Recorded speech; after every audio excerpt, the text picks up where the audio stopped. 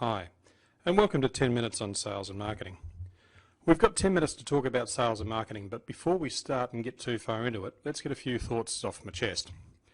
First thing, we've just simplified the basics of sales and marketing to get the principles. That way, if you've got a bigger business or a smaller business, you've got the principles that you can adapt and apply them either way. Second thing is ask yourself a better question, or if you like, ask yourself the right question. For instance, what can I take out and apply from this is probably a better question than how much of this do I already know. Third thing is the 72-hour rule, which simply states that if you do not do something new in your business within 72 hours of hearing something new, the likelihood of you actually doing anything goes to almost zero. So our challenge to you is to do something in the next 72 hours in relation to sales and marketing. So what are we talking about regarding sales and marketing? We are actually talking about attract, convert, and retain customers. How to attract them, how to convert them, and bring them over the line, and how to retain them long term. There are three big changes that have happened over recent years. And what are those changes that we're talking about? And what would cause there to be a problem around sales and marketing, especially right now? Well, think about it. The internet. The first thing that's changed is the internet. The accessibility of the internet is just so broad now, it's really changed significantly in the last few years. Second thing, mobile devices. Have a look at, for example, at just how many different mobile devices there are in the marketplace now, and it's mind-blowing. To give you an example, have a look at the top picture here. That shows Pope Benedict's inauguration in 2005, at the time he was made Pope. Then, just 8 years later,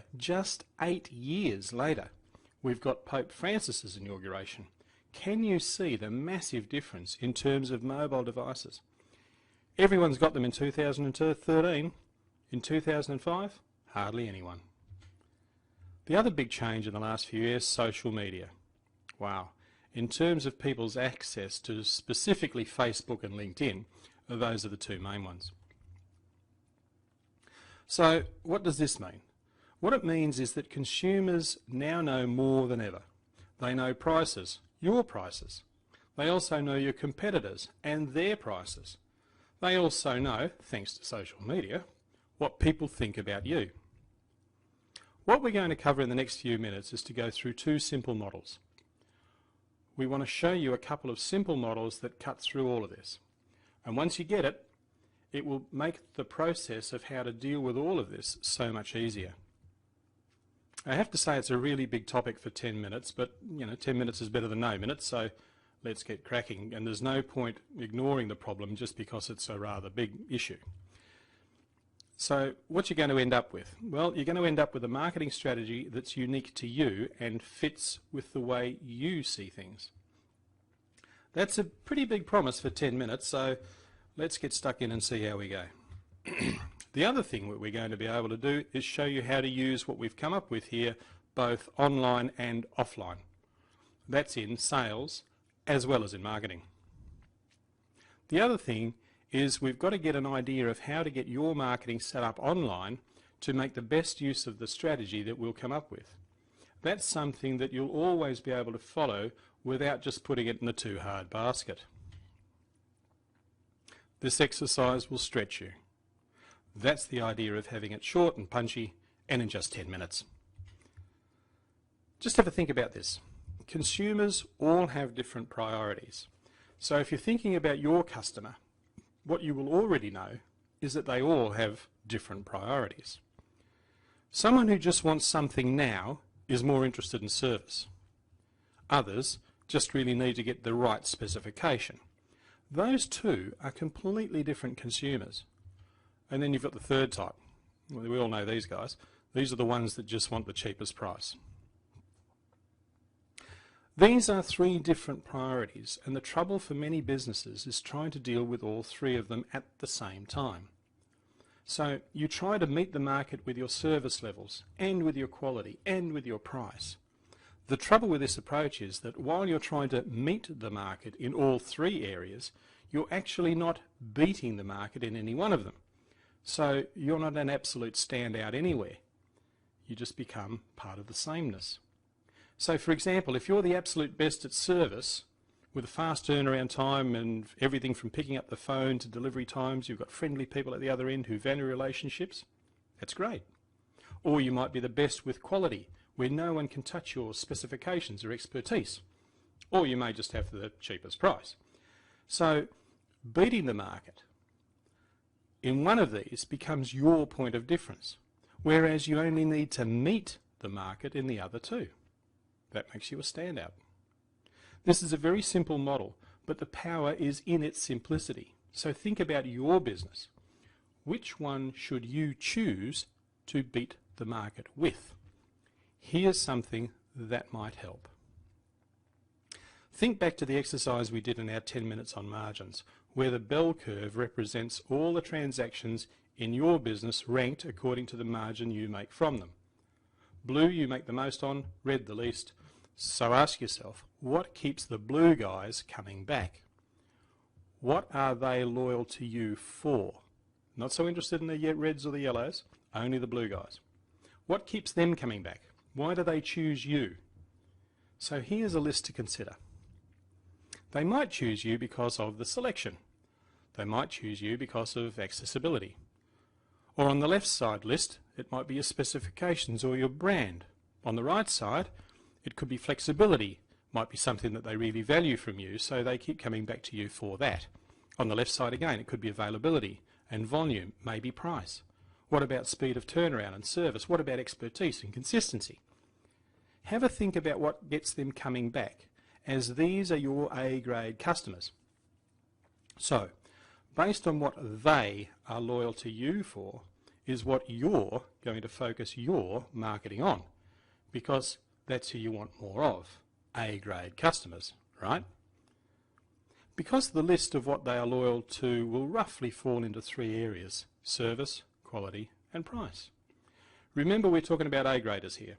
So if we beat the market in one of these, we only need to meet the market in the other two. It doesn't mean we ignore the other two. Goodness me, no. It just means that we have to specialise in one of them rather than all three. This is the key point in choosing a marketing strategy. It's a big decision, this one, but you should have an idea of which one of these sticks out for you. So let's assume you've chosen one. Now stick with it for now, even if you're not entirely comfortable with what you've selected. The job we have now is to build a marketing piece for your prospective customer. And the marketing piece we're going to build is called a lead magnet. Now, what's a lead magnet? Well, a lead magnet is a piece that contains within it the need-to-know questions that your target prospect has in their minds just prior to purchase that they want answered when they're looking for information. Now, you know the sort of things they should be thinking about, and often that thing is not just the cheapest price. So what do you put in a marketing piece that you're going to use for your lead magnet? Well, what you want are your secret industry insights, the stuff that you know about, but others who are not in the industry don't know. Things like, what's a false economy when it comes to price? What's the best advice that they should be listening to so they avoid a bad experience? You should have an opinion. Now, if you're stuck for the first step here, simply make a list of the top 10 questions that you've been asked by your best customers over the years and write your best answer to them all in a document, and you can call it, let's say, the top 10 need-to-know questions that most people forget to ask before they buy whatever it is they buy. Or a slight variation on this, you get the idea. If you do quotes in your business, write up a quote evaluator so your prospects can tell if they are comparing apples with apples. You get the idea, right? Just make sure you give special attention to the most important thing for them to evaluate. And what's that? Well, it's the thing that you've decided to beat the market on. So beating the market on price, on quality, or service.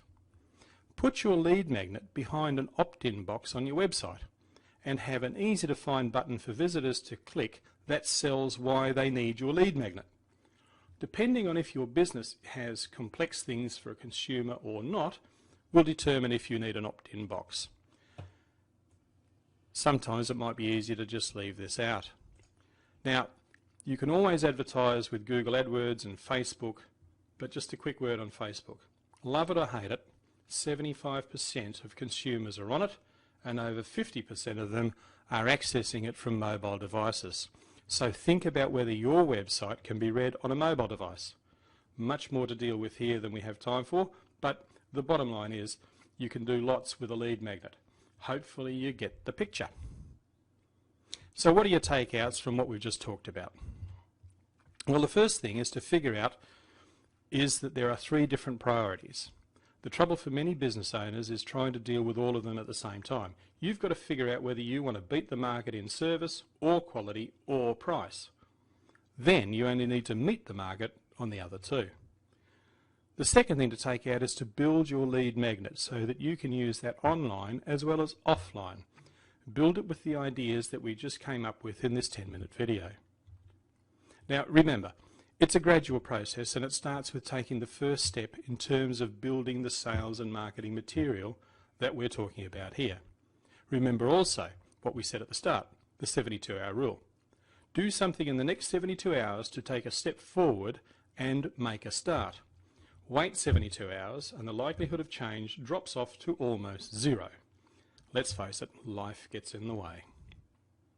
If you want to make some changes and don't want to do it on your own, then click on the link at the end of this video. There you'll be able to book an appointment for a 10-minute phone call. That way we'll be able to ask you a few questions about your business to see if we can help. If we can help, happy days. If we can't, we'll put you in the right direction and hopefully you'll be able to sort it out. The main thing is to do something that takes you a step closer to the business that you ultimately want to be running. So that's it for now on sales and marketing. Thanks so much for watching.